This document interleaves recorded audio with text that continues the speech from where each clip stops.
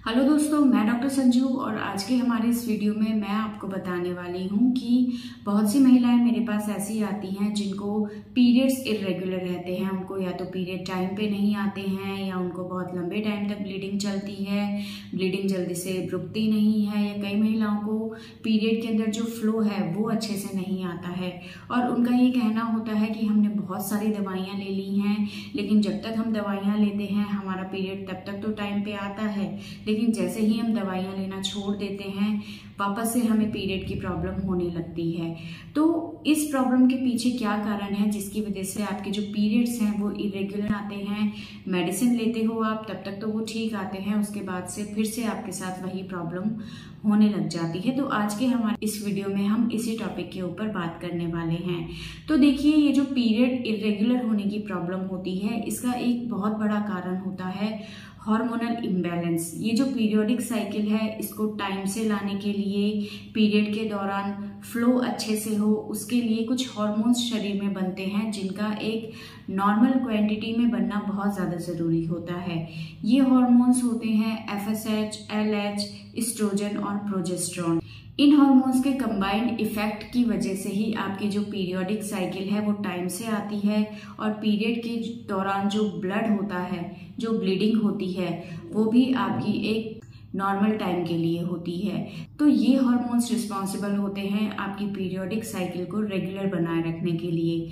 लेकिन अगर किसी भी वजह से इन हार्मोन्स के प्रोडक्शन में अगर किसी तरह की कोई प्रॉब्लम हो जाती है, ये सही तरीके से नहीं बनते हैं या कम ज़्यादा बनते हैं, तो इसकी वजह से आपकी जो पीरियोडिक साइकिल है वो इरेगुलर हो सकती है। पीरियड या तो टाइम पे नहीं आएंगे तो उस दौरान आपको ब्लीडिंग हैवी हो सकती है या ब्लीडिंग बहुत कम हो सकती है, या कई महिलाओं को महीने में 2-2 बार पीरियड आने की प्रॉब्लम रहती है। तो इन सभी प्रॉब्लम्स के पीछे ये जो मैंने हार्मोन्स बताए हैं ये रिस्पॉन्सिबल होते हैं। तो अब अगर आपके साथ पीरियड्स की प्रॉब्लम रहती है और आप डॉक्टर के पास जाते हैं तो डॉक्टर आपको कुछ हार्मोनल मेडिसिन देते हैं, ओरल कॉन्ट्रासेप्टिव पिल्स देते हैं, प्रोजेस्टेरोन हार्मोन देते हैं।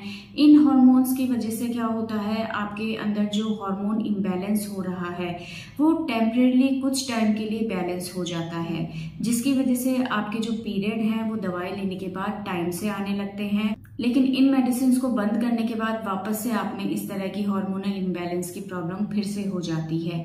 तो मेडिसिन कोई 100% ट्रीटमेंट नहीं होता है या कोई परमानेंट ट्रीटमेंट नहीं होता है जिससे आप अपने इन हार्मोन्स की प्रॉब्लम को ठीक कर सकें। तो ये जो हार्मोनल मेडिसिन होती हैं जो डॉक्टर आपके इरेगुलर पीरियड होने पे आपको देते हैं, इन मेडिसिन को डॉक्टर बहुत लंबे टाइम तक आपको नहीं दे सकते हैं क्योंकि इन हार्मोनल मेडिसिन के अपने साइड इफेक्ट्स होते हैं।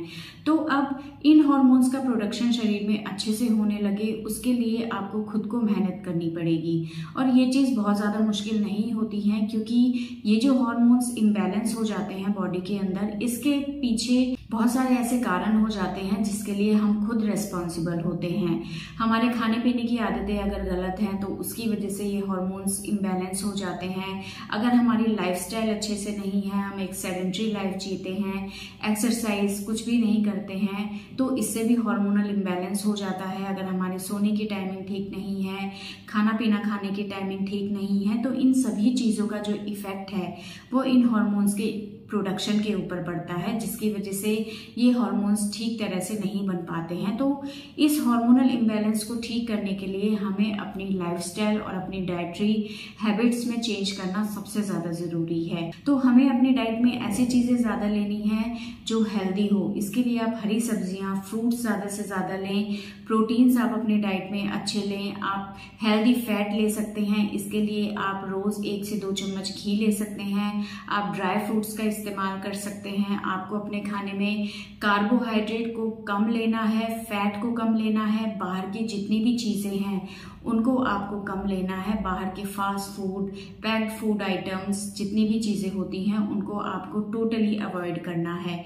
अगर आपका वेट ज़्यादा है, आपके अंदर ओबेसिटी है, तो आपको अपना वेट लॉस करने में बहुत ज़्यादा मेहनत करनी पड़ेगी क्योंकि कहीं ना कहीं ओबेसिटी भी एक बहुत बड़ा रीज़न होता है हार्मोनल इम्बैलेंस के लिए।